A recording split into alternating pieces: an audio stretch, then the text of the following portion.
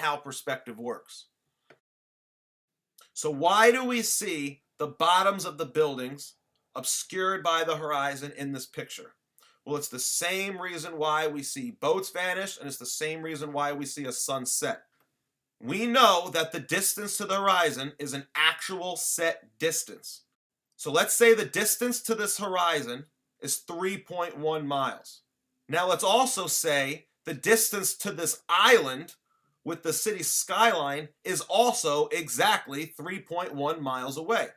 Well, if this were the case, because we could see the face of the ground all the way to the horizon, we'll be able to see the beginning of the shoreline of this island. But if the horizon is 3.1 miles away, what if the island was 4 miles away? Well, what's going to happen is it's going to appear to be a little smaller, but it's also going to start bottoming out because you can only see the face of the ground up until your horizon. You can't see the ground past your horizon. So now let's say the island was 4.5 miles away. What would happen? Well, it would continue to look smaller, but it would also bottom out. And as the island was further away from you, it would bottom out until all you could see are the tops of the buildings, and eventually you won't be able to see anything.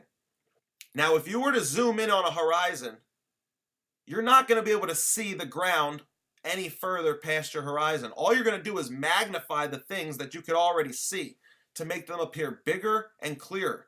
So I'll repeat, zooming in with a camera or zooming in with binoculars or a telescope does not allow you to see further in a horizontal parallel direction with the ground.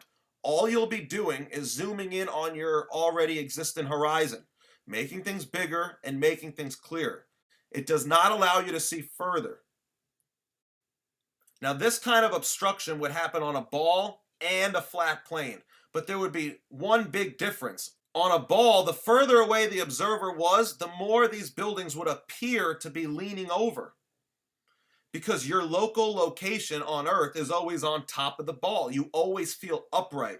So if the observer was, say, 50 miles away from these buildings, the buildings are going to have a slight tilt to them. They're not going to appear vertical and parallel.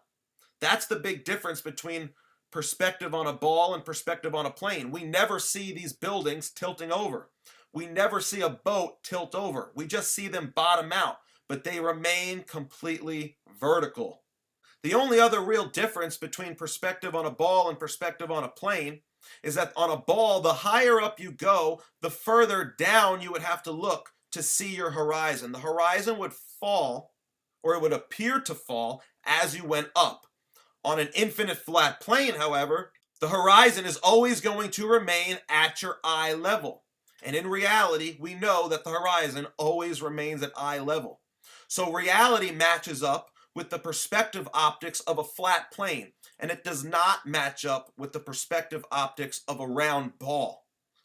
So as you can see, these objects in the distance aren't leaned over, they're not slanted, they're just obscured by the horizon because they're a further distance away than the horizon is, so they appear to bottom out. They're not leaning over. Okay, so as we zoom out, guess what? We have the same horizon. Zooming in didn't allow us to see further. All it did was magnify things and make them clearer to see. Things we could technically see with our human eye if our eyes were good enough to see that far. Learning perspective really is the most important thing to realize you live on a flat plane. So many of my commenters and so many of my globe Earth defenders